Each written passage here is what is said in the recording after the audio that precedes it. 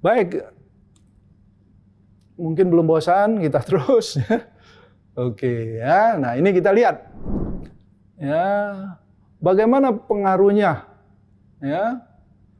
Tadi kalau kita tadi hanya melihat kurva supply demand, ya, bagian 1 dan bagian 2, ya, yang bagian 1 tadi kita lihat sendiri-sendiri masing-masing.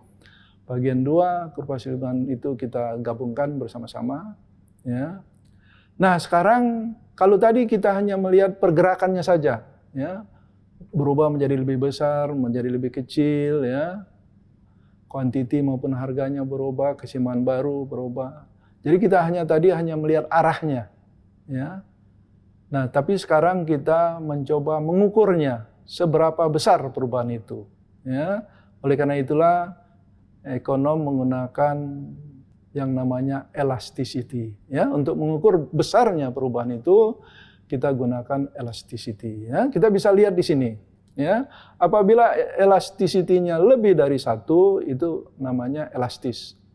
Kalau dia lebih kecil dari 1 itu inelastis, ya. Nah, kalau misalnya barang-barang tersebut di harga yang rendah dan kuantitinya banyak, itu umumnya inelastis.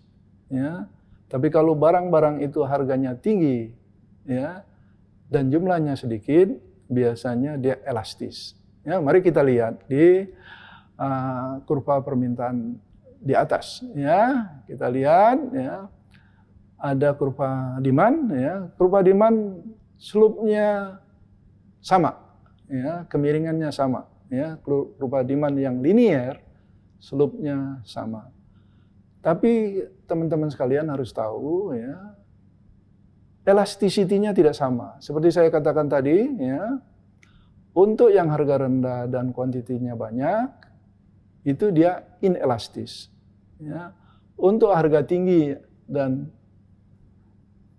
kuantitinya sedikit, dia elastis.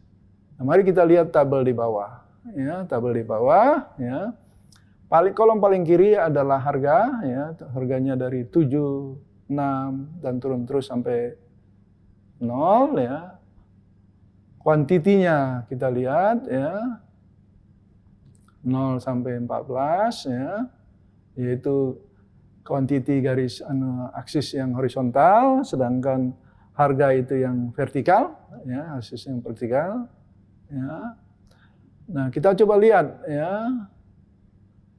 Untuk daerah yang elastis, ya, untuk barang yang elastis, kalau Anda ingin menaikkan pendapatan, ya, Anda menurunkan harga. Ya, kalau Anda menurunkan harga, pendapatan Anda akan naik. Ya, di sini total revenue. Ya. Jadi kalau misalnya Anda punya toko, katakanlah Anda manajer toko atau pemilik toko, ya, apabila Anda ingin meningkatkan pendapatan, dan kalau Anda tahu barang Anda elastis, kalau tujuannya untuk meningkatkan pendapatan, Anda jangan menaikkan harga. Anda harus menurunkan harga. Ya. Anda bisa lihat contoh kejadian yang sering Anda lihat. Ya. Sering kalau misalnya untuk hari-hari besar, ya, atau hari-hari tertentu, ya, toko itu akan sales katanya. Dia akan beri courting banyak. Ya. Kenapa? Oleh karena dia memerlukan pendapatan. Mungkin dia untuk bayar THR dan segala macam. Ya. Sehingga dia menurunkan harga. Ya. Tapi kalau barang Anda inelastis, untuk menaikkan pendapatan Anda harus menaikkan harga. Ya. Jadi Anda bisa lihat di sini. Jadi kolom yang ketiga itu total pendapatan. Ya. Jadi yang namanya elastis itu price elasticity of demand, ya, atau harga elastis untuk permintaan, itu adalah presentasi delta atau perubahan daripada kuantiti, ya, dibagi dengan presentasi perubahan daripada harga. Ya. Jadi teman-teman mendapat gambaran di sini. Ya. Jadi pendapatan maksimal, ya, pendapatan maksimal itu ada di titik yang unit elastik, ya, unit elastik, yaitu di sini di angka 24, total pendapatannya 24, itu maksimal, ya.